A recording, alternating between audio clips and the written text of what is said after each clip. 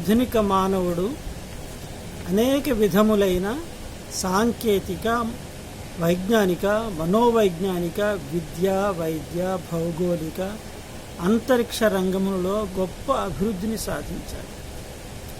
Darwin మహాశయుడు మానవుడు కోతి నుండి జన్మించాడని, ఏకకణ జీవి నుంచి అనేక జీవులు అవతరించాయని విశదీకరించినప్పటికీ సృష్టిలో 84 లక్షల జీవరాశులు శాస్త్రములను అనుసరించి ఏకకాలములో కనపట్టుతూనే ఉండుట వలన వాటి వెనుక గల జనన మరణ రహస్యములు ఆ పరమాత్మకే ఎరుకని వదిలివేసినాడు.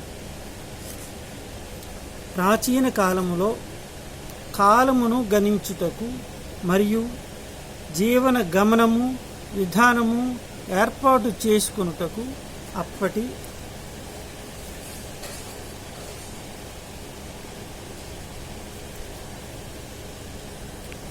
ఖగోళ శాస్త్రజ్ఞులైన ఆర్యభట్టు, వరహామిహిరుడు మొదలగు వారి తపస్సిద్ధి మనోబలంతో సాధన చేసి ఖగోళములో గల అశ్విన్యాది 27 నక్షత్రములను 12 రాసులుగా విభజించి 12 రాసుల గుండా సూర్య చంద్రాది నవగ్రహ గమనమును గ్రహించి అందులో ముఖ్యముగా సూర్య చంద్రాదుల గ్రహ గతులను అనుసరించి నేటికి వాడుకలోనున్న చాంద్రమాసములు చైత్ర వైశాఖ జ్యేష్ఠ మొదలగునవి, గ్రీష్మ వర్త శీతాది 3 కాలములు, సూర్య గమనములచే ఏర్పడిన ఉత్తర దక్షిణాయనములు, సూర్య చంద్ర గమనములచే ఏర్పడిన పౌర్ణమి అమావాస్య సూర్య చంద్ర గ్రహణములు ఎంతో ఖచ్చితముగా ఈనాటి ఖగోళ శాస్త్రములకు తీసిపోని విధంగా గణనము చేసి ఉన్నారు.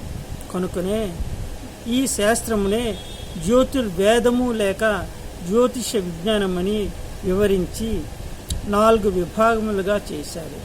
1 వ్యవసాయ వాతావరణ సంబంధిత ప్రకరణము, 2 గృహ నిర్మాణ వాస్తు ప్రకరణము, 3 ఏ పని ఎప్పుడు చేయవలననేది ముహూర్త విజ్ఞాన ప్రకరణము, 4 మానవ స్వభావనకు సంబంధించిన జన్మ కుండలి.